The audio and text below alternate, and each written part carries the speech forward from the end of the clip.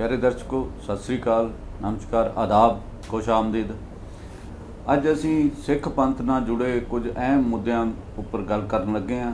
साडे नाल श्री अकाल तख्त दे साहब दे साबका जथेदार रणजीत सिंह जी साडे नाल ने। वो अजकल काफ़ी सरगर्म ने, वो वक्-वक् थावां ते जांदे आ, सिख पंथ दे इकट्ठां नूं संबोधन करदे आ। वो कुछ तब्दीलियां लियाउण दी यतन कर रहे हैं ताकि सिख पंथ नूं कोई दिशा दी जाए। जिहड़ियां साडीआं संस्थावां ने, जिहड़ा उन्हां 'च नगार आया, उन्हां नूं कुछ ठीक किया जाए। तो असीं जथेदार साहब तो जानना चाहांगे कि बीड़ां जिहड़ियां पावन बीड़ां उन्हां नूं लैके अज अकाल तख्त तो सज़ा दी गई है। जिहड़ी 2016 दे विच कमेटी सी उन्होंने भी तनख्वाह लाई गई है, तो जिहड़ी होण वाली मौजूदा उन्होंने भी सज़ा दी गई है। इस तो पहलां श्रोमणी गुरुद्वारा प्रबंधक कमेटी ने 5 मुलाजम डिसमिस कर दिते सी, 5 नूं मुअत्तल कर दिता सीगा ते 2 होर अधिकारियों नूं कोई सज़ा लाई सी, उन्हां चों एक दी मौत हो चुकी है। असीं जानना चाहांगे कि जिहड़े बीड़ां दा मामला, जिहड़ियां बीड़ां लापता होईयां, जिन्हां दी पहिलां 267 गिणती कही जाती सी, बाद दे विच 328 कही गई, उस तो बाद 450 तो भी उपर गई गिणती। ये मामला की है? बीड़ां लापता किवें होईयां, क्यों खुर्द-बुर्द होईयां? जथेदार साहब इहदे बारे सानूं दसो, क्योंकि बहुत ही गंभीर मामला हैगा।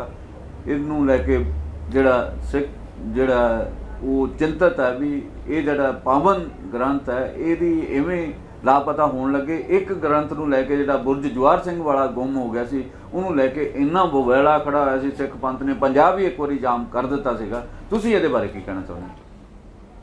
गुरु ग्रंथ साहब जी दे 267 बीड़ां दा फिगर भी प्रबंधक कमेटी ने दिता। उस तो बाद मुकर गए कि बीड़ां ते कोई गायब ही नहीं हुईयां, सब कुछ ठीक ठाक है। फिर इनकुआरी बिठाई तो 328 बीड़ां निकल आईयां।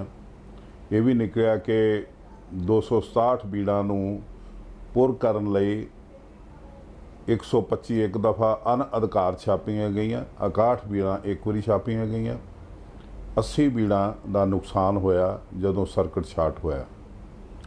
तो असी लगातार इत्ते अख रख के ते इहदी नज़रसानी की, सारा कुछ पैरवाई भी की, अपोजिशन भी की।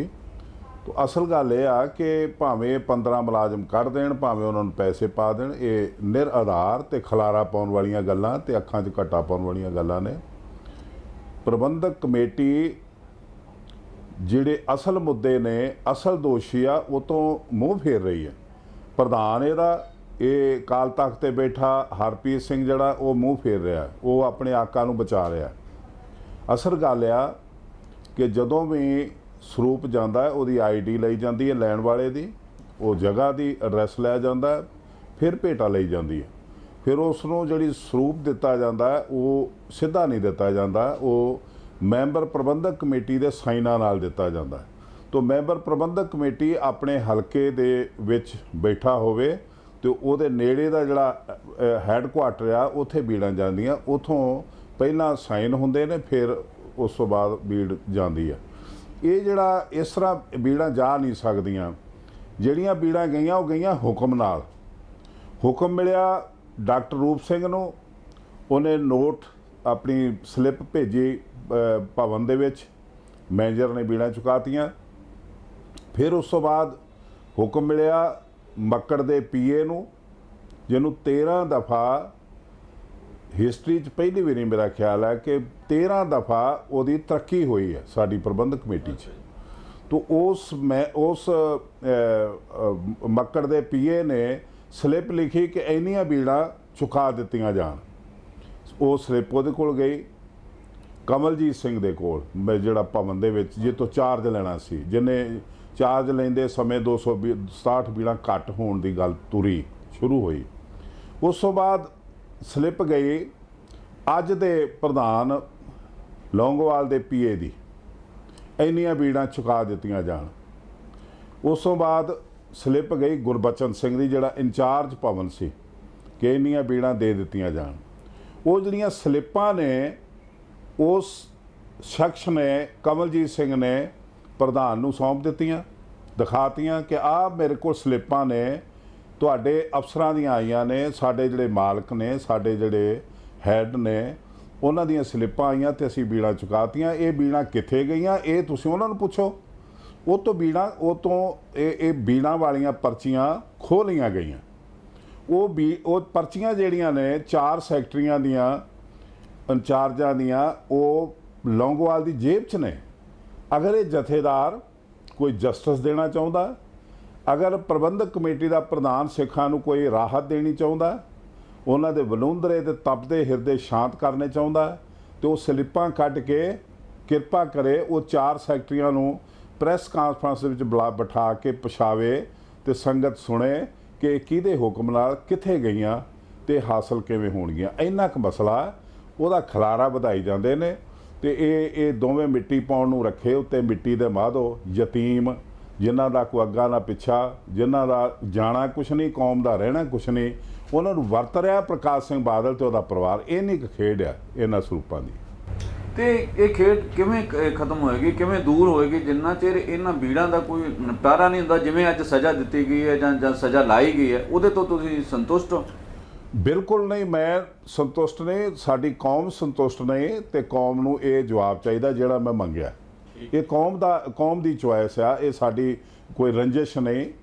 ਅਸੀਂ ਇਹਦੀ ਪੈਰਵਾਈ ਕਰਾਂਗੇ, ਨੰਗਾ ਕਰਾਂਗੇ, ਉਹ ਜੇਬ 'ਚੋਂ ਪਰਚੀਆਂ ਕਢਵਾਵਾਂਗੇ, ਸੰਗਤ ਦੇ ਸਾਹਮਣੇ ਲਿਆਵਾਂਗੇ, ਧਰਨੇ ਲਾ ਕੇ ਨਹੀਂ, ਗਲ 'ਚ ਅੰਗੂਠਾ ਦੇ ਕੇ ਲਵਾਂਗੇ ਤੇ ਹਿਸਾਬ ਲੈ ਕੇ ਸੰਗਤ ਨੂੰ ਦੱਸਾਂਗੇ ਵੀ ਇਹ ਕਮੇਟੀ ਸਾਡੇ ਨਾਲ ਇਸ ਤਰ੍ਹਾਂ ਕਰਦੀ ਰਹੀ, ਪਹਿਲਾਂ ਤੋਂ ਵੀ ਕਰਦੀ ਆਈ।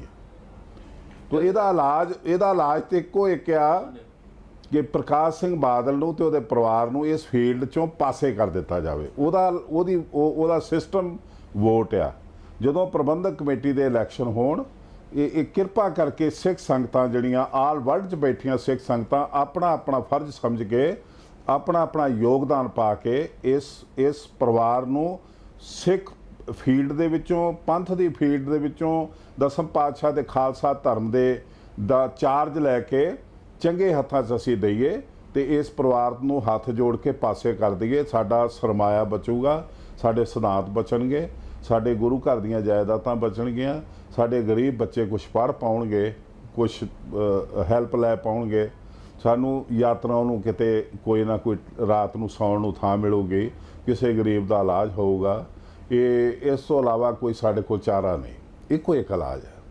ਜਥੇਦਾਰ ਜੀ, ਪਿਛਲੇ ਸਮੇਂ ਦੇ ਵਿੱਚ ਸ਼੍ਰੋਮਣੀ ਗੁਰਦੁਆਰਾ ਪ੍ਰਬੰਧਕ ਕਮੇਟੀ ਦੇ ਪ੍ਰਬੰਧ ਵਿੱਚ ਕਈ ਘੁਟਾਲੇ ਆਏ। ਮਤਲਬ ਬਹੁਤ ਸਾਰੇ ਦੁੱਖ ਹੁੰਦਾ ਮਤਲਬ ਇਹਨਾਂ ਨੂੰ ਸੁਣ ਕੇ ਵੀ ਐਡੀ ਉੱਚੀ ਬੜੀਆਂ ਕੁਰਬਾਨੀਆਂ ਬਾਅਦ ਇੱਕ ਸੰਸਥਾ ਬਣੀ, ਉਹਦੇ ਵਿੱਚ ਇਸ ਕਿਸਮ ਦੇ ਘੁਟਾਲੇ ਆਉਣ, ਉਹਦੇ ਬਾਅਦ ਇਹਨਾਂ ਨੂੰ ਕਿਵੇਂ ਹੱਲ ਕੀਤਾ ਜਾਵੇ?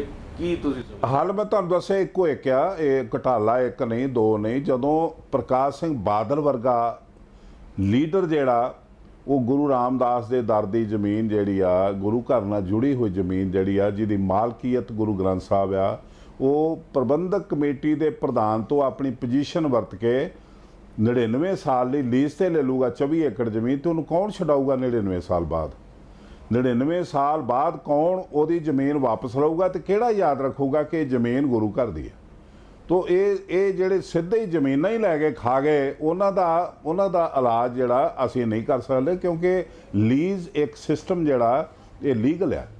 ਤੋ ਲੀਗਲ ਜਿਹੜਾ ਸਿਸਟਮ ਆ ਉਹ ਨਜਾਇਜ਼ ਇਸਤੇਮਾਲ ਹੋਇਆ ਉਹਦਾ, ਕਿਉਂਕਿ ਜਿਹੜਾ ਲੀਡਰ ਆ ਕੌਮ ਦਾ ਉਹ ਆਪਣਾ ਪ੍ਰਭਾਵ ਵਰਤ ਕੇ ਗੁਰੂ ਦੀ ਜਾਇਦਾਦ ਆਪਣੇ ਨਾਂ ਨਹੀਂ ਕਰਾ ਸਕਦਾ। ਲੀਜ਼ ਲਾਈ ਜਾ ਸਕਦੀ ਆ ਕਿਸੇ ਅਦਾਰੇ ਨੂੰ ਜਿਹੜਾ ਕੌਮ ਦੀਆਂ ਹਿੱਤਾਂ 'ਚ ਕੁਛ ਕਰ ਰਿਹਾ ਹੋਵੇ, ਉਹਦੀ ਕੋਈ ਕੌਮ ਨੂੰ, ਉਹਦੇ ਬੱਚਿਆਂ ਨੂੰ ਰਾਹਤ ਹੋਵੇ। ਲੇਕਿਨ ਇਹ ਵਪਾਰ ਜਿਨ੍ਹਾਂ ਨੇ ਕਰਨਾ ਤੇ ਵਪਾਰ ਕਰਦਿਆਂ ਵੀ ਗੁਰੂ ਘਰ ਦਾ ਉਸ ਸੰਸਥਾ ਦੇ ਬਹਾਨੇ ਕਰੋੜਾਂ ਰੁਪਈਆ ਖਾਣਾ, ਉਹ ਸਾਡੇ ਨਾਲ ਧੋਖਾ। ਸਾਡੀ ਪ੍ਰਬੰਧਕ ਕਮੇਟੀ 'ਚ ਇੱਕ ਹੈਗੀ ਪ੍ਰਬੰਧਕ ਕਮੇਟੀ, ਇੱਕ ਹੈਗੇ ਨੇ ਵਿਦਿਅਕ ਅਦਾਰੇ, ਤੀਸਰੇ ਨੰਬਰ ਤੇ ਟਰਸਟ ਨੇ, ਜਿੱਦਾਂ ਬਾਬਾ ਬੰਦਾ ਸਿੰਘ ਇੰਜੀਨੀਅਰਿੰਗ ਕਾਲਜ, ਜਿਸ ਤਰ੍ਹਾਂ ਮੀਰੀ ਪੀਰੀ ਅਕੈਡਮੀ ਜਿਹੜੀ ਹਰਿਆਣੇ ਸ਼ਾਹਬਾਦ ਮਾਰਕੰਡਾ ਬਣਾਈ, ਬਾਦਲ ਸਾਹਿਬ ਨੇ ਆਪਣੇ ਟਰਸਟ ਆਪ ਬਣਾ ਕੇ ਉਹਦੀ ਜ਼ਮੀਨ ਬੀਬੀ ਜਗੀਰ ਕੌਰ ਤੋਂ ਹਾਸਲ ਕੀਤੀ। ਉਹ ਜ਼ਮੀਨ ਹਾਸਲ ਕਰ ਲਈ 99 ਸਾਲ ਲਈ, ਲੇਕਿਨ ਉਸ ਜ਼ਮੀਨ ਤੇ ਮੀਰੀ ਪੀਰੀ ਅਕੈਡਮੀ ਲਈ 69 ਕਰੋੜ ਰੁਪਈਆ ਪਿਛਲੇ ਸਾਲ ਤੱਕ ਲੱਗਾ ਪ੍ਰਬੰਧਕ ਕਮੇਟੀ ਦਾ। ਉਹਦੇ 'ਚ 20 ਕਰੋੜ ਕਰਜ਼ੇ ਦਾ ਵਿਆਜ 69 ਲੱਖ ਰੁਪਈਆ ਸਾਲ ਦਾ ਗੁਰੂ ਰਾਮਦਾਸ ਦਾ ਦਰ ਦੇ ਰਿਹਾ, ਉਹਦੀ ਗੋਲਖ ਦੇ ਰਹੀ ਆ। ਤੇ ਜਦੋਂ ਇਹਦੀ ਕਮਾਈ ਹੋਣੀ ਆ ਉਹ ਬਾਦਲ ਦੀ ਜੇਬ 'ਚ ਜਾਣੀ ਆ। ਜਿਹੜੀ NRI ਦਾ ਪੈਸਾ ਹੋਊਗਾ ਉਹਦੀ ਜੇਬ 'ਚ ਜਾਣਾ 2 ਨੰਬਰ ਦਾ। ਜਦੋਂ ਘਾਟਾ ਪੈਣਾ ਤੇ ਉਦੋਂ ਐਪਲੀਕੇਸ਼ਨ ਜਾਊਗੀ ਕਿ ਮੇਰੀ ਪੀਰੀ ਅਕੈਡਮੀ ਸਿੱਖਾਂ ਦੀ ਸੇਵਾ ਕਰ ਰਹੀ ਆ ਇਹਦਾ ਘਾਟਾ ਪੈ ਗਿਆ। 2 ਕਰੋੜ ਰੁਪਇਆ ਹਰਿਮੰਦਰ ਸਾਹਿਬ ਦੇ ਖਜ਼ਾਨੇ ਚੋਂ ਡੋਨੇਸ਼ਨ ਦੇ ਦਿੱਤੀ ਜਾਵੇ, ਉਹ 2 ਕਰੋੜ ਰੁਪਇਆ ਉੱਥੇ ਆ ਜਾਊਗਾ। ਇਸ ਤਰ੍ਹਾਂ ਕਰਪਸ਼ਨ ਦੇ ਇਹਨਾਂ ਨੇ ਸਿਲਸਿਲੇਵਾਰ ਇਹਨਾਂ ਤਰੀਕੇ ਬਣਾਏ ਨੇ। ਇਹ ਕਣਕ ਖਾ ਜਾਣੀ, ਬੋਰੀਆਂ ਵੇਚ ਜਾਣੀਆਂ, ਇਹ ਛੋਟੀ ਕਰਪਸ਼ਨ ਹੈ। ਸਾਡੇ ਕੋਲ ਬਹੁਤ ਤਰ੍ਹਾਂ ਦੇ ਕਿਸੇ ਨੇ ਬਹੁਤ ਕੁਛ ਆ ਕਹਿਣ ਨੂੰ, ਅਸੀਂ ਸਟੇਜਾਂ ਤੇ ਦੱਸਦੇ ਹਾਂ ਬਾਰ-ਬਾਰ। ਪਰ ਮੈਂ ਸੰਗਤ ਨੂੰ ਇਹ ਅਪੀਲ ਕਰੂੰਗਾ, ਸਾਡੇ ਤੇ ਯਕੀਨ ਕਰੋ। ਅਸੀਂ ਗੁਰੂ ਘਰ ਦੇ, ਗੁਰੂ ਦੇ ਦਰ ਦੇ ਪਹਿਰੇਦਾਰ ਹਾਂ। ਅਸੀਂ ਮੇਰਾ ਜੀਵਨ 40 ਸਾਲ ਤੋਂ ਤੁਸੀਂ ਦੇਖ ਰਹੇ ਹੋ, ਮੈਂ ਕਦੀ ਲਾਲਚ ਨਹੀਂ ਕੀਤਾ ਕਿ MP ਬਣ ਜਾ ਜਾਂ ਇਲੈਕਸ਼ਨ 'ਚ ਖਲੋ ਜਾ ਜਾਂ ਦੂਸਰੀ ਪਾਰਟੀ ਚੱਲ ਜਾਵਾਂ। ਅਸੀਂ ਗੁਰੂ ਘਰ ਦੀ ਸੇਵਾ ਲਈ ਹਾਜ਼ਰ ਰਹੇ ਅਤੇ ਹਾਜ਼ਰ ਰਹਾਂਗੇ। ਤੋ ਜਿੰਨੀ ਕੁ ਲਾਈਫ ਪ੍ਰਮਾਤਮਾ ਨੇ ਅੱਜ ਤੋਂ ਬਾਅਦ ਸਾਨੂੰ ਦੇਣੀ ਆ, ਉਹ ਗੁਰੂ ਸਾਹਿਬ ਜੀ ਦੇ ਮਿਸ਼ਨ ਲਈ ਹੀ ਲੱਗੂਗੀ। ਤੁਸੀਂ ਸਾਡੇ ਤੇ ਯਕੀਨ ਕਰੋ, ਅਸੀਂ ਚੇਂਜ ਲਿਆਵਾਂਗੇ। ਚੇਂਜ ਤੋਂ ਬਾਅਦ ਕੌਮੀ ਰੁਤਬਾ ਜਿਹੜਾ ਕੌਮ ਦਾ ਉਹ ਜਗਜ਼ਾਰ ਹੋਊਗਾ। ਗੁਰੂ ਘਰ ਦੀਆਂ ਜ਼ਮੀਨਾਂ, ਗੁਰੂ ਘਰ ਦਾ ਮਿਸ਼ਨ, ਗੁਰੂ ਦੇ ਸਿਧਾਂਤ ਜਿਹੜੇ ਨੇ ਉਹ ਪ੍ਰਗਟ ਹੋਣਗੇ। ਮੇਰੀ ਪੀਰੀ ਦਾ ਤਖਤ ਤੇ ਪੰਥ ਤੇ ਗ੍ਰੰਥ ਦੇ ਸਿਧਾਂਤ ਇੱਦਾਂ ਰੁਲਣਗੇ ਨਹੀਂ, ਉਹ ਪਾਤਸ਼ਾਹੀ ਬਣੂਗੀ, ਪ੍ਰਤੀਕ ਹੋਗੀ ਬਾਬੇ ਕਿਆਂ ਦੀ ਪਾਤਸ਼ਾਹੀ, ਗੁਰੂ ਨਾਨਕ ਸਾਹਿਬ ਦੀ ਸੱਚੀ ਪਾਤਸ਼ਾਹੀ ਜਿਹੜੀ ਅਕਾਲ ਪੁਰਖ ਦੇ ਮਨ ਨੂੰ ਪਾਉਂਦੀ, ਉਸ ਪਾਤਸ਼ਾਹੀ ਨੂੰ ਪ੍ਰਗਟ ਕਰਾਂਗੇ। ਇਹ ਲੀਡਰ ਉਹਦੇ ਥੱਲੇ ਖਲੋਤੇ ਹੋਣਗੇ, ਜਿਨ੍ਹਾਂ ਦੇ ਗਿਰੇਵਾਨ ਤੱਕ ਅਕਾਲ ਤਖਤ ਦਾ ਹੱਥ ਹੋਊਗਾ, ਕੋਈ ਗਦਾਰੀ ਨਹੀਂ ਕਰ ਪਾਊਗਾ। ਇਹ ਮੇਰਾ ਤੁਹਾਡੇ ਨਾਲ ਪ੍ਰੋਮਿਸ ਹੈ। ਜਥੇਦਾਰ ਜੀ, ਪਹਿਲਾਂ ਇਹ ਸੀ ਬਾਬੇ ਨਾਨਕ ਦਾ ਜਿਹੜਾ ਸਿਧਾਂਤ ਹੈ ਉਹ ਹੈਗਾ ਕਿਰਤ ਕਰੋ, ਵੰਡ ਛਕੋ ਤੇ ਨਾਮ ਜਪੋ ਜੀ। ਪਰ ਇੱਥੇ ਤਾਂ ਉਲਟਾ ਚੱਲ ਪਿਆ। ਕਿਰਤ ਠੀਕ ਹੈ, ਲੋਕ ਕਰਦੇ ਜਾਂ ਨਹੀਂ ਕਰਦੇ ਇਹ ਇੱਕ ਵਾਰ, ਪਰ ਜਿਹੜਾ ਵੰਡ ਛਕੋ ਜਿਹੜਾ ਹੈ ਉਹਦੇ 'ਚ ਇੱਕ ਦਸਵੰਧ ਕੱਢਦੇ ਸੀ। ਇੱਥੇ ਤਾਂ ਲੋਕ ਆਪਣੇ ਘਰ ਭਰਨ ਨੂੰ ਲੱਗੇ। ਇਹ ਨਹੀਂ, ਲੋਕ ਨਹੀਂ, ਇੱਕ ਪਰਿਵਾਰ ਤੇ ਕੁਝ ਲੀਡਰ ਲੋਕ ਤੇ ਦੇ ਰਹੇ ਨੇ। ਹਾਂਜੀ, ਕੁਝ ਲੀਡਰ ਜਿਹੜੇ ਆ ਇੱਥੇ ਤੁਸੀਂ ਹਰਿਮੰਦਰ ਸਾਹਿਬ ਬੈਠ ਜਾਓ ਜਾਂ ਕਿਸੇ ਗੁਰਦੁਆਰੇ ਬੈਠ ਜਾਓ ਤੇ ਸਵੇਰ ਤੋਂ ਅੰਮ੍ਰਿਤ ਵੇਲੇ ਤੋਂ ਲੈ ਕੇ ਰਾਤ ਤੱਕ ਤੁਸੀਂ ਬੈਠੇ ਰਹੋ, ਤੇ ਉੱਥੇ ਤੁਹਾਨੂੰ ਦੇਖਣ ਨੂੰ ਮਿਲੂਗਾ ਕਿ ਕੋਈ ਵੀ ਸਿੱਖ ਉੱਥੋਂ ਪੈਸਾ ਚੁੱਕਣ ਵਾਲਾ ਨਹੀਂ, ਸੁੱਟਣ ਵਾਲੇ ਨੇ, ਗੁਰੂ ਅੱਗੇ ਮੱਥਾ ਟੇਕਣ ਵਾਲੇ ਨੇ। ਉਹਨੂੰ ਜੇ ਤਾਲਾ ਲਵਾਇਆ ਤੇ ਇੱਕ ਬੰਦੇ ਨੇ ਲਵਾਇਆ, ਉਹਨੂੰ ਡਰਿਆ ਕਿ ਮੇਰੇ ਤੋਂ ਇਲਾਵਾ ਕੋਈ ਹੋਰ ਨਾ ਚੁੱਕੇ। ਤੋ 1 ਜਾਂ 2 ਜਾਂ 10 ਵਿਅਕਤੀ ਜਿਹੜੇ ਨੇ ਖਾਣ ਵਾਲੇ ਨੇ, ਬਾਕੀ ਸਾਰੀ ਕੌਮ ਦਾਨੀਆਂ ਦੀ ਹੈ ਤੇ ਦਾਨ ਦੇ ਰਹੇ ਨੇ। ਤੇ ਇਹੀ ਵਜ੍ਹਾ ਹੈ ਕਿ ਲੰਗਰ ਚੱਲਦੇ ਪਏ ਨੇ, ਗੁਰੂ ਘਰ ਦੇ ਸਿਸਟਮ ਜਿਹੜੇ ਜਿੰਨੇ ਵੀ ਮਾੜੇ ਮੋਟੇ ਚੱਲਦੇ ਪਏ ਨੇ। ਲੇਕਿਨ ਦੁੱਖ ਦੀ ਗੱਲ ਇਹ ਆ ਕਿ ਮੈਂ ਤੁਹਾਨੂੰ ਐਗਜ਼ਾਮਪਲ ਦੇਣਾ ਹੈ ਕਿ ਚੇਅਰਮੈਨ ਸਨ ਸਾਹਿਬ ਸਾਡੇ ਡਾਕਟਰ ਇੰਦਰਜੀਤ ਸਿੰਘ, ਜਿਨ੍ਹਾਂ ਨੇ ਪੰਜਾਬ ਐਂਡ ਸਿੰਧ ਬੈਂਕ ਜਿਹੜੀ ਆ ਹੋਂਦ 'ਚ ਲਿਆਂਦੀ। ਉਹਨਾਂ ਨੇ ਲੋਕਾਂ ਦੇ ਪੈਸੇ ਦੇ ਵਿਆਜ ਤੋਂ ਲੋਕਾਂ ਨੂੰ ਰਾਹਤ ਵੀ ਦਿੱਤੀ, ਸਹੂਲਤਾਂ ਵੀ ਦਿੱਤੀਆਂ ਤੇ 10,000 ਸਿੱਖਾਂ ਬੱਚਿਆਂ ਨੂੰ ਨੌਕਰੀ ਵੀ ਦਿੱਤੀ। ਔਰ ਬੜਾ ਵੱਡਾ ਇੱਕ ਫੈਸਲਾ ਸੀ, ਕਿਸੇ ਬੈਂਕ ਕੋਲ ਨਹੀਂ ਹੈਗਾ ਕਿ ਇਹਦਾ ਸਿੱਖ ਜਿਹੜਾ ਕੋਈ ਵੀ ਸਿੱਖ ਚੇਅਰਮੈਨ ਹੋਊਗਾ ਇਸ ਬੈਂਕ ਦਾ, ਭਾਵੇਂ ਸਰਕਾਰੀ ਹੋਵੇ ਭਾਵੇਂ ਗੈਰ ਸਰਕਾਰੀ ਹੋਵੇ, ਉਹ ਅੱਜ ਵੀ ਕਾਇਮ ਆ। ਉਸ ਸੈਕਸ਼ਨ ਨੇ 10,000 ਬੱਚਿਆਂ ਨੂੰ ਨੌਕਰੀ ਦਿੱਤੀ ਔਰ ਇੰਨੀ ਸੇਵਾ ਕੀਤੀ ਕੌਮ ਦੀ ਜਿੰਨੀ ਅਸੀਂ ਝੂਠ ਬੋਲ ਲਈਏ। ਪਰ ਇੱਥੇ ਤੇ ਅਰਬਾਂ ਰੁਪਈਏ ਦਾ ਸਰਮਾਇਆ ਕੋਈ ਲੱਭਦਾ ਹੀ ਕੁਛ ਨਹੀਂ, ਕਿੱਥੇ ਜਾ ਰਿਹਾ। ਜਦੋਂ ਤੁਸੀਂ ਇੱਕ ਟੈਂਟ ਲਗਾਉਣ ਲਈ 12 ਕਰੋੜ ਰੁਪਈਏ ਦਾ ਚੈੱਕ ਜਿਹੜਾ ਉਹ ਸਾਡੇ ਸੈਕਟਰੀ ਬਣਾਉਣਗੇ ਤੇ ਪ੍ਰਧਾਨ ਸਾਈਨ ਕਰਨਗੇ ਤੇ ਉਹ PTC ਨੂੰ ਜਾਊਗਾ, ਜਿਹੜੀ ਬਾਦਲ ਦੀ ਨਿੱਜੀ ਕੰਪਨੀ ਆ। ਤਾਂ ਫਿਰ ਅਸੀਂ ਕਿੱਦਾਂ ਬਚਾਂਗੇ, ਅਸੀਂ ਕਿਵੇਂ ਬਚਾਵਾਂਗੇ ਇਹ ਜਿਹੜਾ ਗੁਰੂ ਘਰ ਦਾ ਸਰਮਾਇਆ। ਤਾਂ ਇਹ ਸੰਗਤ ਦਾ ਕੋਈ ਇਹਦੇ ਵਿੱਚ ਕਿਤੇ ਵੀ ਕੋਈ ਹੱਥ ਘੁੱਟਣ ਵਾਲੀ ਗੱਲ ਜਾਂ ਕੁਛ ਲਾਲਚ ਕਰਨ ਵਾਲੀ ਗੱਲ ਨਹੀਂ। ਸੰਗਤ ਨੇ ਬਹੁਤ ਸਹਿਯੋਗ ਦਿੱਤਾ। ਲੀਡਰਾਂ ਨੇ ਸਾਡੀ ਕੌਮ ਨੂੰ ਘੁਣ ਦੀ ਤਰ੍ਹਾਂ, ਸਿਉਂਕ ਦੀ ਤਰ੍ਹਾਂ ਖਾਧਾ ਤੇ ਖੋਖਲਾ ਕਰ ਦਿੱਤਾ। ਸੋ ਇੱਥੇ ਲੈਣੇ ਪਹਿਲੇ ਦਰਸ਼ਕੋ ਇੱਕ ਛੋਟੀ ਜਿਹੀ ਬ੍ਰੇਕ ਤੋਂ ਬਾਅਦ ਫਿਰ ਮਿਲਦੇ ਹਾਂ।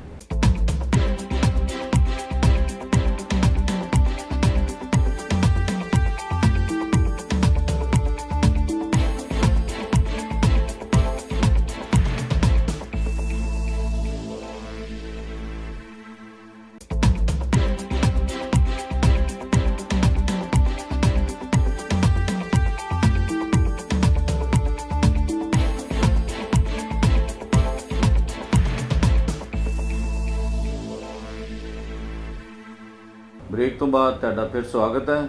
ਜਥੇਦਾਰ ਜੀ, ਅਸੀਂ ਇੱਕ ਗੱਲ ਜਾਣਨਾ ਚਾਹੁੰਦੇ ਕਿ ਅਕਾਲ ਤਖਤ ਦੀ ਜਿਹੜੀ ਸੰਸਥਾ ਹੈ ਬਹੁਤ ਉੱਚੀ ਹੁੰਦੀ ਸੀ, ਪਰ ਜਿਹੜੀ ਪਿਛਲੀ ਹਕੂਮਤ ਸੀਗੀ, ਅਕਾਲੀ BJP ਦੀ ਰਾਜ ਸੀਗੀ, ਉਦੋਂ ਪੰਜੇ ਸਿੰਘ ਸਾਹਿਬਾਨ ਨੇ ਜਿਹੜਾ ਇੱਕ ਫੈਸਲਾ ਕੀਤਾ ਡੇਰਾ ਸਰਸਾ ਨੂੰ ਮਾਫੀ ਦੇਣ ਦਾ, ਉਹਦੇ ਤੇ ਇਹ ਸੰਸਥਾ ਜਿਹੜੀ ਹੈ ਇਹਦਾ ਜਿਹੜਾ ਕੱਦ ਹੈ ਉਹ ਬਹੁਤ ਨੀਵਾਂ ਗਿਆ, ਰਸਾਤਲ ਵੱਲ ਨੂੰ ਗਿਆ। ਇਹੋ ਜਿਹੀ ਘਟਨਾ ਮੁੜ ਕੇ ਨਾ ਹੋਵੇ ਕੁਝ ਸਮੇਂ ਬਾਅਦ ਜਦੋਂ ਪ੍ਰੈਸ਼ਰ ਪਿਆ ਫਿਰ ਉਹਨਾਂ ਮਾਫੀ ਵਿਡਰਾ ਵੀ ਕਰ ਲਈ। ਇਹਦੇ ਨਾਲ ਜਿਹੜਾ ਕਿਰਦਾਰ ਜਿਹੜਾ ਰੁਤਬਾ ਨਾ ਉਹ ਬਹੁਤ ਹੇਠਾਂ ਡਿੱਗਾ। ਇਹਦੇ ਬਾਰੇ ਤੁਸੀਂ ਇਹ ਅਕਾਲ ਪੁਰਖ ਸੱਚੇ ਵਾਹਿਗੁਰੂ ਦੇ ਪਾਤਸ਼ਾਹੀ ਦਾ ਪ੍ਰਤੀਕ ਸੀ ਅਕਾਲ ਤਖਤ। ਮੀਰ ਅਕਾਲ ਪੁਰਖ ਸੱਚਾ ਵਾਹਿਗੁਰੂ, ਜੇ ਤੂੰ ਮੀਰ ਮਹੀਪਤ ਸਾਹਿਬ ਕੁਦਰਤ ਕਵਣ ਹਮਾਰੀ, ਚਾਰੋਂ ਕੁੰਟ ਸਲਾਮ ਕਰੇਗਾ ਘਰ ਘਰ ਸਿਫਤ ਤੁਮਾਰੀ। ਇਹ ਸੰਕਲਪ ਸੀ ਗੁਰੂ ਨਾਨਕ ਸਾਹਿਬ ਜੀ ਦੇ, ਸਾਕਾਰ ਰੂਪ ਕੀਤਾ ਉਹਨਾਂ ਨੂੰ 140 ਸਾਲ ਬਾਅਦ ਗੁਰੂ ਹਰਗੋਬਿੰਦ ਪਾਤਸ਼ਾਹ ਨੇ ਤਖਤ ਬਣਾਇਆ। ਮੀਰ ਅਕਾਲ ਪੁਰਖ, ਉਹਦਾ ਪੈਗਾਮ ਦੇਣ ਵਾਲਾ ਪੈਗੰਬਰ ਪੀਰ ਸਾਡੇ ਗੁਰੂ ਸਾਹਿਬ। ਮੀਰ ਤੇ ਪੀਰ ਦਾ ਕਨਸੈਪਟ ਅੱਜ ਉਹਦੇ ਤੇ ਗੁਰੂ ਗੋਬਿੰਦ ਸਿੰਘ ਜੀ ਤੋਂ ਬਾਅਦ ਉਹਨਾਂ ਦੀ ਹਯਾਤੀ, ਉਹਨਾਂ ਦੀ ਹੋਂਦ ਪ੍ਰਗਟ ਕਰਦਾ ਪੰਥ ਤੇ ਗ੍ਰੰਥ ਦਾ ਸਿਧਾਂਤ ਜਿਹੜਾ ਸਿੱਖ ਕੌਮ ਦੀ ਰਹਿਨੁਮਾਈ ਕਰਨ ਲਈ ਸਾਨੂੰ ਮਿਲਿਆ ਸੀ। ਅੱਜ ਉਹ ਜਿਹੜਾ ਪੰਥ ਰੁਲ ਗਿਆ, ਉਹ ਨੌਕਰ ਬਣਾ ਲਿਆ ਪ੍ਰਕਾਸ਼ ਸਿੰਘ ਬਾਦਲ ਤੇ ਉਹਦੇ ਵਰਗੇ ਲੀਡਰਾਂ ਨੇ, ਪ੍ਰਬੰਧਕ ਕਮੇਟੀ ਦੀ ਰਾਹੀਂ, ਤੇ ਗ੍ਰੰਥ ਰੁਲ ਗਿਆ ਸਾਡੀਆਂ ਅੱਖਾਂ ਸਾਹਮਣੇ। ਇਹ ਸਿਧਾਂਤ ਨੂੰ ਸੱਟ ਪੈਣ ਕਰਕੇ ਅੱਜ ਇਹ ਜਿਹੜੇ ਨਿਗੁਰੇ ਲੋਕ ਨੇ ਉਹ ਸਾਡੀ ਕੌਮ ਦੇ ਵਾਰਸ ਬਣੇ ਬੈਠੇ ਨੇ। ਵਰਨਾ ਇਹ ਜਿਹੜਾ ਤੁਸੀਂ ਗੱਲ ਕੀਤੀ, ਉਹ ਗਿਆਨੀ ਅੱਜ ਵੀ ਉੱਥੇ ਮੌਜੂਦ ਨੇ। ਇੱਕ ਗਿਆਨੀ ਨੂੰ ਲਾਤਾ, ਬਾਕੀ 4 ਤੇ ਉੱਥੇ ਹੀ ਨੇ, ਤੇ ਉਹੋ ਜਿਹਾ ਗਿਆਨੀ ਇੱਕ ਹੋਰ ਬਿਠਾਤਾ। ਤੋ ਇਹ ਇੱਕ ਰਾਮ ਰਹੀਮ ਨੂੰ ਮਾਫ ਕੀਤਾ, ਫਿਰ ਵਾਪਸ ਲਿਆ ਤੇ ਛਿੱਤਰ ਪਤਾਣ ਵੀ ਹੋਇਆ। ਤੋ ਗੱਲ ਉੱਥੇ ਦੀ ਉੱਥੇ ਖੜੀ ਆ। ਨਾ ਤੇ ਉਹਨਾਂ ਨੂੰ ਬਣਾਉਣ ਵਾਲਾ ਬਦਲਿਆ, ਨਾ ਉਹ ਪਾਲਿਸੀ ਬਦਲੀ, ਨਾ ਉਹ ਸਿਸਟਮ ਬਦਲਿਆ। ਇਹ ਪਾਤਸ਼ਾਹੀ ਸੀ, ਪਰਖ ਸੀ, ਸਿਲੈਕਸ਼ਨ ਸੀ। ਇਲੈਕਸ਼ਨ ਨੇ ਸਿਲੈਕਸ਼ਨ ਨੂੰ ਖਤਮ ਕਰ ਦਿੱਤਾ ਤੇ ਸਾਡੇ ਸਿਧਾਂਤ ਜਿਹੜੇ ਗੁਰੂ ਨੇ ਬਣਾਏ ਸੀ ਉਹ ਪ੍ਰਭਾਵਿਤ ਹੋਏ, ਖੰਡ ਹੋਏ ਤੇ ਕੀਤੇ ਪ੍ਰਬੰਧਕ ਕਮੇਟੀ ਨੇ, ਜਿਹਨੂੰ ਸਰਕਾਰ ਨੇ ਬਣਾਇਆ। 100 ਸਾਲ ਪਹਿਲਾਂ ਕਮੇਟੀ ਬਣੀ, ਉਹਨੇ ਸਾਡਾ 550 ਸਾਲ ਪਹਿਲਾਂ ਦਾ ਧਰਮ ਸੀ ਜਿਹੜਾ ਉਹਦੇ ਉੱਤੇ ਹਾਵੀ ਹੋ ਕੇ ਉਹਨੂੰ ਜ਼ਲੀਲ ਕੀਤਾ ਤੇ ਉਹਨੂੰ ਤਾਰ-ਤਾਰ ਕੀਤਾ। ਇਹ ਅਸੀਂ ਅੱਜ ਦੇਖ ਰਹੇ ਆ। ਮੇਰੀ ਇਹੀ ਮੈਂ ਬਾਰ-ਬਾਰ ਗੁਜ਼ਾਰਿਸ਼ ਕਰਦਾ ਕਿ ਇੱਕੋ ਇੱਕ ਹੱਲ ਆ। ਪ੍ਰਕਾਸ਼ ਸਿੰਘ ਬਾਦਲ ਜਿਹੜਾ ਉਹ ਅਕਾਲੀ ਦਲ ਤੇ ਕਾਬਜ਼ ਹੋ ਚੁੱਕਾ, ਬੜਾ ਪੁਰਾਣਾ, ਤੇ ਅਕਾਲੀ ਦਲ ਸਾਡੀ ਜਥੇਬੰਦੀ ਸੀ। ਸਾਡਾ ਵਿਸ਼ਵਾਸ ਹੋਣ ਕਰਕੇ ਅਸੀਂ ਉਹਨੂੰ ਵੋਟਾਂ ਪਾਉਂਦੇ ਰਹੇ। ਇਹ ਉਹਦਾ ਨਜਾਇਜ਼ ਫਾਇਦਾ ਉਠਾਉਂਦਾ ਰਿਹਾ। ਕਮੇਟੀ ਦਾ ਵੀ ਮਾਲਕ ਉਹ, ਅਕਾਲ ਤਖਤ ਦਾ ਵੀ ਉਹ, ਅਕਾਲੀ ਦਲ ਦਾ ਵੀ ਉਹ, ਪੰਜਾਬ ਸਰਕਾਰ ਦਾ ਵੀ ਉਹ, ਸੈਂਟਰ ਸਰਕਾਰ 'ਚ ਭਾਈਵਾਲੀ ਦਾ ਵੀ ਉਹ।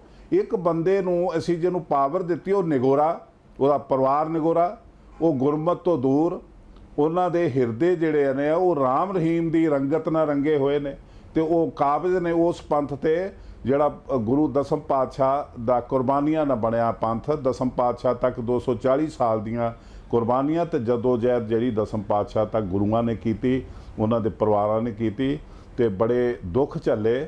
ਤੇ ਉਹਨਾਂ ਨੇ ਪਰਿਵਾਰ ਵਾਰ ਕੇ ਜਿਹੜਾ ਪੰਥ ਬਣਾਇਆ, ਉਹਦੀ ਦੁਰਦਸ਼ਾ ਅੱਜ ਪ੍ਰਕਾਸ਼ ਸਿੰਘ ਬਾਦਲ ਨੇ ਕੀਤੀ। ਮੈਂ ਇੱਕੋ ਇੱਕ ਬੇਨਤੀ ਕਰਨੀ ਚਾਹੁੰਦਾ ਤੁਹਾਨੂੰ।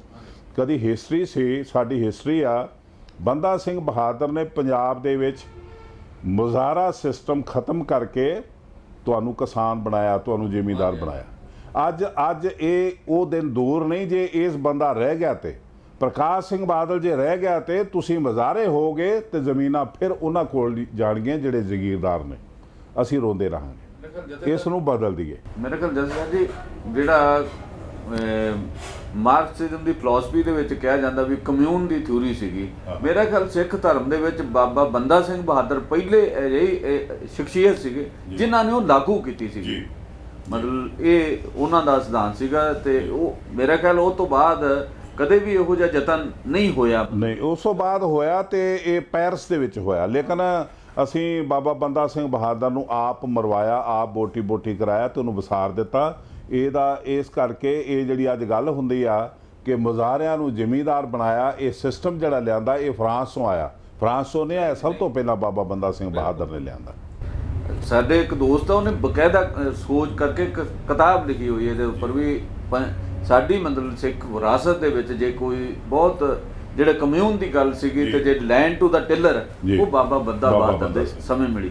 ਤੇ ਮੈਂ ਜਥੇਦਾਰ ਜੀ ਇਹ ਜਾਣਨਾ ਚਾਹੁੰਦਾ, ਚਲੋ ਅੱਜ ਜਥੇਦਾਰ ਆਪਣੇ ਪ੍ਰਕਾਸ਼ ਸਿੰਘ ਬਾਦਲ ਜਾਂ ਉਹਨਾਂ ਦਾ ਪਰਿਵਾਰ ਕਾਬਜ਼ ਹੈ, ਇੱਕ ਵਿਅਕਤੀ ਬਦਲਣ ਨਾਲ ਜਾਂ ਸਿਸਟਮ ਸਾਫ਼ ਹੋ ਜਾਏਗਾ, ਜਾਂ ਮੇਰਾ ਖਿਆਲ ਕੋਈ ਸਿਸਟਮ ਹੋਰ? ਤੁਸੀਂ ਇਹਨੂੰ ਅਜੇ ਇੱਕ ਵਿਅਕਤੀ ਸਮਝਦੇ ਹੋ?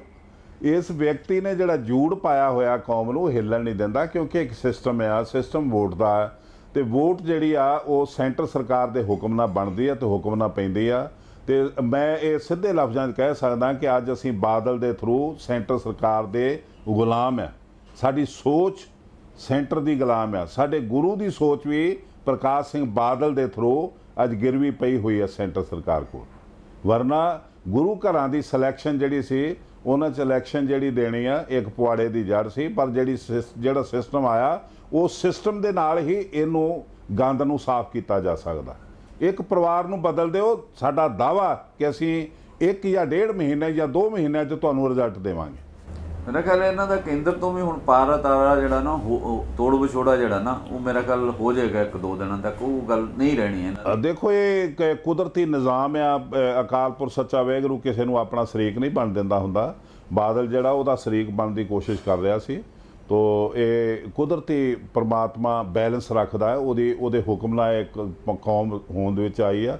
ਉਹਦੇ ਹੁਕਮ ਨਾਲ ਦਸਮ ਪਾਤਸ਼ਾਹ ਨੇ ਪੰਥ ਸਾਜਿਆ। ਮੈਂ ਤੁਹਾਨੂੰ ਅਖੀਰ ਤੇ ਇੱਕ ਲਿਖਤ ਹੈ ਜਿਹੜੀ ਭਾਈ ਸਾਹਿਬ ਭਾਈ ਜੈਤਾ ਜੀ ਬਾਬਾ ਜੀਵਨ ਸਿੰਘ ਜੀ ਜਿਨ੍ਹਾਂ ਨੇ ਉਸ ਸਮੇਂ ਤੇ ਗੁਰੂ ਗੋਬਿੰਦ ਸਿੰਘ ਜੀ ਦੀ ਜਿਹੜੀ ਗਵਾਹੀ ਭਰੀ, ਦਹ ਜਾਮ ਕਾ ਜੇਤਾ ਤੇਜ ਹੁਤੋ ਗੁਰੂ ਗੋਬਿੰਦ ਸਿੰਘ ਦੇ ਪੰਥ ਸਜਾਇਓ, ਦਹ ਜੋਤਨ ਕੀ ਪ੍ਰਭ ਜੋਤ ਲਿਓ ਔਰ ਪੰਥੇ ਜੀਵਨ ਜੋਤ ਜਗਾਇਓ। ਪੰਥ ਦੇ ਹਿਰਦੇ 'ਚ ਜਿਹੜੀ ਜੋਤ ਜਗਦੀ ਹੈ ਇਹ ਅਕਾਲ ਪੁਰਖ ਦੇ ਹੁਕਮ ਨਾਲ 10 ਗੁਰੂਆਂ ਦੀ ਜੋਤ ਜਗਦੀ ਆ। ਤੋ ਉਹ ਪੰਥ ਜਮਕਾਲ ਕਾ ਦੰਡ ਨਾ ਨੇੜੇ ਆਇਓ, ਜਿਹਦੇ ਕੋਲ ਜਮਾਂ ਦੀ ਜਿਹੜੀ ਪਹੁੰਚ ਹੈ ਉਹ ਨੇੜੇ ਨਹੀਂ ਆਉਂਦੀ। ਪਰ ਉਹ ਪੰਥ ਹੋਵੇ ਤੇ ਜੇ ਉਹ ਦਸਮ ਪਾਤਸ਼ਾਹ ਨੂੰ ਭਾਉਂਦੇ 5 ਪਿਆਰੇ ਹੋਣ, ਤੇ ਜੇ ਬਾਦਲ ਨੂੰ ਭਾਉਂਦੇ 5 ਪਿਆਰੇ ਹੋਣ, ਉਹ ਰਾਮ ਰਹੀਮ ਦੀ ਸੇਵਾ ਕਰਨਗੇ, ਕੌਮ ਦੀ ਨਹੀਂ ਕਰਨਗੇ। ਇਹਨਾਂ ਨੂੰ ਬਦਲ ਦਈਏ। ਇਹ ਆਪਣਾ ਇੱਕ ਕਬਰ ਕਸਾ ਕਰਕੇ ਮੇਰੇ ਨਾਲ ਤੁਹਾਡਾ ਕੋਈ ਵਿਰੋਧ ਹੋ ਸਕਦਾ, ਲੇਕਿਨ ਕੌਮ ਨਾਲ ਨਾ ਕਰੋ, ਗੁਰੂ ਦੇ ਸਿਧਾਂਤ ਨਾਲ ਨਾ ਕਰੋ। ਗੁਰੂ ਦੀ ਇਹ ਜਿਹੜੀ ਸੋਚ ਆ, ਪਵਿੱਤਰ ਸੋਚ ਆ, ਜਿਹੜੀ ਉਹਨਾਂ ਨੇ ਪੰਥ ਵਾਰ ਕੇ ਪਰਿਵਾਰ ਵਾਰ ਕੇ ਪੰਥ ਨੂੰ ਦਿੱਤੀ ਆ, ਉਹਦੇ ਨਾਲ ਨਾ ਕਰੋ। ਆਪਾਂ ਰਲ ਮਿਲ ਕੇ ਸਾਰੇ ਇਸ ਨਿਜ਼ਾਮ ਨੂੰ ਬਦਲ ਦਈਏ। ਤੁਸੀਂ ਕਿਵੇਂ ਬਦਲਣਾ ਚਾਹੁੰਦੇ ਹੋ? ਵੋਟਾਂ ਰਾਹੀਂ। ਮਤਲਬ ਵੋਟਾਂ ਦੇ ਦੋ ਨੇ, ਇੱਕ ਪ੍ਰਬੰਧਕ ਕਮੇਟੀ ਦੀਆਂ ਵੋਟਾਂ ਰਾਹੀਂ। ਪ੍ਰਬੰਧਕ ਕਮੇਟੀ ਦੀਆਂ ਵੋਟਾਂ ਇੱਥੇ ਕਦੀ 18 ਸਾਲ ਪੈਂਦੀਆਂ, ਹੁਣ 12 ਸਾਲ ਤੋਂ ਵੱਧ ਹੋ ਗਿਆ। ਅੱਜ ਦੀ ਪ੍ਰਬੰਧਕ ਕਮੇਟੀ ਵੀ ਅਨਅਥੋਰਾਈਜ਼ਡ ਹੈ। ਸੈਂਟਰ ਨੇ ਧੱਕੇ ਨਾਲ ਇਹਦਾ ਹਾਊਸ ਬਣਾਇਆ, ਲੇਕਿਨ ਅਸੀਂ ਪੱਗੋ ਲੱਥੀ ਨਹੀਂ ਹੋਣਾ ਚਾਹੁੰਦੇ। ਅਸੀਂ ਚਾਹੁੰਦੇ ਹਾਂ ਚਲੋ 5 ਸਾਲ ਇਹਨੂੰ ਹੋਰ ਦੇ ਦਿੱਤੇ ਆ, ਹੁਣ ਟਾਈਮ ਤੇ ਇਲੈਕਸ਼ਨ ਕਰਾਓ। ਇਹ ਤਮਾਸ਼ਾ ਅਸੀਂ ਨਹੀਂ ਬਣਨਾ ਚਾਹੁੰਦੇ, ਲੇਕਿਨ ਇਹ ਵਿਧਾਨ ਸਭਾ ਹੋਵੇ, ਲੋਕ ਸਭਾ ਹੋਵੇ, ਇੱਕ ਦਿਨ ਵੀ ਲੇਟ ਨਹੀਂ ਹੁੰਦੀ ਇਲੈਕਸ਼ਨ। ਇਹ 12 ਸਾਲ 18 ਸਾਲ ਬਾਅਦ ਇਹ ਪ੍ਰਤੀਕ ਹੈ ਇਸ ਗੱਲ ਦਾ ਕਿ ਸੈਂਟਰ ਆਪਣੀ ਮਰਜ਼ੀ ਦਾ ਇੱਕ ਕਰਿੰਦਾ ਉਹਨਾਂ ਦਾ, ਟੋਡੀ ਉਹਨਾਂ ਦਾ, ਉਹਨੂੰ ਬਿਠਾ ਕੇ ਸੇਵਾ ਲੈਣੀ ਚਾਹੁੰਦਾ ਤੇ ਪੰਜਾਬ ਨੂੰ ਤੇ ਸਿੱਖ ਕੌਮ ਨੂੰ ਆਪਣੇ ਵੱਸ ਵਿੱਚ ਜੋੜ ਕੇ ਰੱਖਣਾ ਚਾਹੁੰਦਾ। ਤੇ ਜਿਹੜੀ ਗੁਰਦੁਆਰਾ ਪ੍ਰਬੰਧਕ ਕਮੇਟੀ ਦੇ ਵਿੱਚ ਨਗਾਰ ਹੈ ਭ੍ਰਿਸ਼ਟਾਚਾਰ ਦਾ, ਉਹ ਇਸ ਵੇਲੇ ਬਹੁਤ ਸਾਰੇ ਥਾਵਾਂ ਤੋਂ ਆਇਆ। ਤੁਹਾਡੇ ਗਿਆਨ 'ਚ ਕਿੰਨਾ?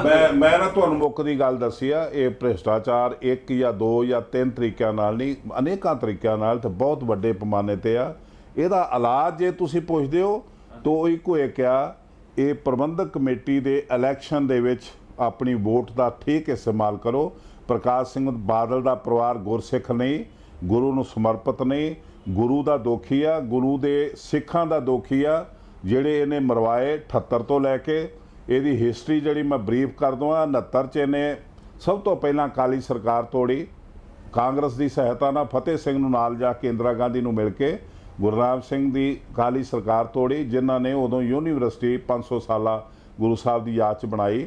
ਉਸ ਤੋਂ ਬਾਅਦ ਇਹਨੇ 78 'ਚ ਸਿੱਖ ਮਰਵਾਏ ਨਿਰੰਕਾਰੀਆਂ ਤੋਂ, ਉਹਦਾ ਜਸਟਿਸ ਨਹੀਂ ਮਿਲਿਆ, ਉਹਦਾ ਕੇਸ ਬਾਹਰ ਚੱਲਿਆ, ਉਹ ਬਰੀ ਹੋਏ, ਉਹਦੀ ਅਪੀਲ ਨਹੀਂ ਕੀਤੀ। ਉਸ ਤੋਂ ਬਾਅਦ ਇਹਨੇ ਨੂਰ ਮਹਿਲੀਏ ਤੋਂ ਸਿੱਖ ਮਰਵਾਏ, ਉਹਨਾਂ ਦਾ ਜਸਟਿਸ ਨਹੀਂ ਮਿਲਿਆ। ਫਿਰ ਰਾਮ ਰਹੀਮ ਤੋਂ 4 ਸਿੱਖ ਮਰਵਾਏ ਗੋਲੀਆਂ ਨਾਲ ਤੇ ਤਲਵਾਰਾਂ ਨਾਲ, ਉਹਨਾਂ ਦਾ ਜਸਟਿਸ ਨਹੀਂ ਮਿਲਿਆ। ਗੁਰੂ ਦਾ ਸਵਾਂਗ ਉਤਾਰਨ ਵਾਲਾ ਜਿਹੜਾ ਰਾਮ ਰਹੀਮ ਸੀ, ਉਹਨੇ ਰੂਹ ਅਫਜ਼ਾ ਪਿਲਾਇਆ, ਉਹ ਗੁਰੂ ਸਾਹਿਬ ਦਾ ਸਵਾਂਗ ਰਚ ਕੇ ਉਹਦਾ ਕੇਸ ਜਿਹੜਾ ਬਣਿਆ ਸੀ ਉਹ ਵਾਪਸ ਲਿਆ ਪੰਜਾਬ ਗੌਰਮੈਂਟ ਦੇ ਹੁੰਦਿਆਂ।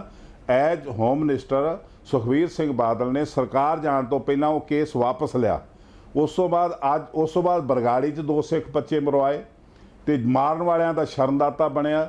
ਜਿਹੜੇ ਬੱਚਿਆਂ ਦਾ ਸ਼ਿਕਾਰ ਖੇਡਦੇ ਰਹੇ ਉਹਨਾਂ ਦਾ ਸ਼ਰਨਦਾਤਾ ਬਣ ਕੇ ਉਹਨਾਂ ਨੂੰ DGP ਦੇ ਸਾਈਨ, ਸਭ ਤੋਂ ਪਹਿਲਾਂ ਸਾਈਨ ਜਿਹੜੇ ਹੋਏ ਸਰਕਾਰ ਲੈਣ ਲੱਗਿਆ ਬਾਦਲ ਦੇ, DGP ਦੇ ਸਾਈਨ ਹੋਏ, DGP ਲਾਉਣ ਦੇ ਸਮੇਤ ਸੈਣੀ ਨੂੰ।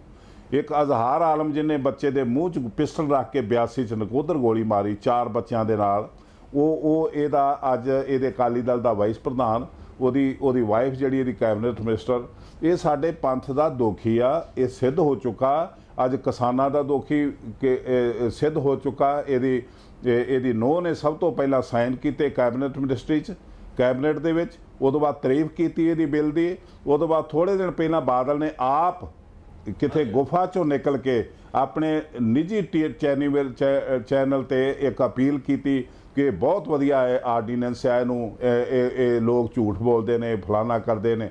ਅੱਜ ਮੈਨੂੰ ਸਮਝ ਨਹੀਂ ਆਉਂਦੀ ਕਿਹੜਾ ਮੂੰਹ ਲੈ ਕੇ ਦੁਬਾਰਾ ਤੁਹਾਡੇ ਸਾਹਮਣੇ ਆਉਣਗੇ। ਇਹ ਸਾਡਾ ਦੁਸ਼ਮਣ ਆ, ਇਹ ਸਿੱਖ ਨਹੀਂ। ਇਹਦਾ ਬੁਰਕਾ ਜਿਹੜਾ ਸਿੱਖਾਂ ਵਾਲਾ ਜ਼ਰੂਰ ਹੋਣ ਕਰਕੇ ਸਾਡਾ ਨੁਕਸਾਨ ਕਰ ਗਿਆ। ਹੁਣ ਇਹਨੂੰ ਬਦਲ ਦਿਓ। ਕਿਸਾਨੀ ਦੇ ਮੁੱਦੇ ਤੇ ਤਾਂ ਆਲ ਆਫ ਸਡਨ ਇਹਨਾਂ ਯੂ ਟਰਨ ਲਈ ਮੇਰਾ ਖਿਆਲ ਜਿਹੜਾ ਕਿਸਾਨਾਂ ਦਾ ਅੰਦੋਲਨ ਪੰਜਾਬ ਦੇ ਵਿੱਚ ਬਹੁਤ ਵੱਡੇ ਪੱਧਰ ਤੇ ਹੋਇਆ, ਉਹਦੇ ਕਰਕੇ ਇਹਨਾਂ ਨੂੰ ਯੂ ਟਰਨ ਜਿਹੜੀ ਆ ਉਹ ਲੈਣੀ ਪਈ। ਮੇਰਾ ਤਾਂ ਖਿਆਲ ਇਹੀ ਹੈਗਾ। ਤੇ ਇਹਦੇ ਬਾਰੇ ਤੁਸੀਂ ਕੀ ਕਹਿਣਾ ਚਾਹੁੰਦੇ? ਇਹਦੇ ਬਾਰੇ ਤੇ ਸਾਰਾ ਕੁਝ ਤੁਹਾਡੇ ਸਾਹਮਣੇ ਆ, ਕੱਲ੍ਹ ਦਾ ਹੀ ਆ। ਯੂ ਟਰਨ ਇਹਦੇ ਕਰਕੇ ਵੀ ਲੈਣੀ ਪਈ ਆ। ਦੂਸਰਾ, ਇਹਦੀ ਜਿਹੜੇ 2 ਅਕਾਲੀ ਲੀਡਰ ਇਹਦੇ ਨਾਲ ਰਹਿ ਗਏ ਸੀਗੇ, ਉਹਨਾਂ ਨੇ ਵੀ ਜਿਹੜਾ ਇਹਨੂੰ ਆਖਰੀ ਲਫ਼ਜ਼ ਕਹਿ ਦਿੱਤੇ ਵੀ ਹੁਣ ਜੇ ਕੋਈ ਸਾਡਾ ਮੂੰਹ ਦਿਖਾਉਣ ਜੋਗਾ ਰਹਿਣ ਦੇਣਾ ਤੇ ਉੱਥੇ ਬੀਬੀ ਨੂੰ ਕਹੋ ਰਿਜ਼ਾਈਨ ਦੇਵੇ, ਵਰਨਾ ਇਹ ਰਿਜ਼ਾਈਨ ਤੇ ਅੱਜ ਵੀ ਨਾ ਦਿੰਦੇ। ਇਹ ਜਿਹੜਾ ਦਿੱਤਾ ਸੀ ਉਹ ਵੀ ਨਹੀਂ ਸੀ ਲੈਣਾ।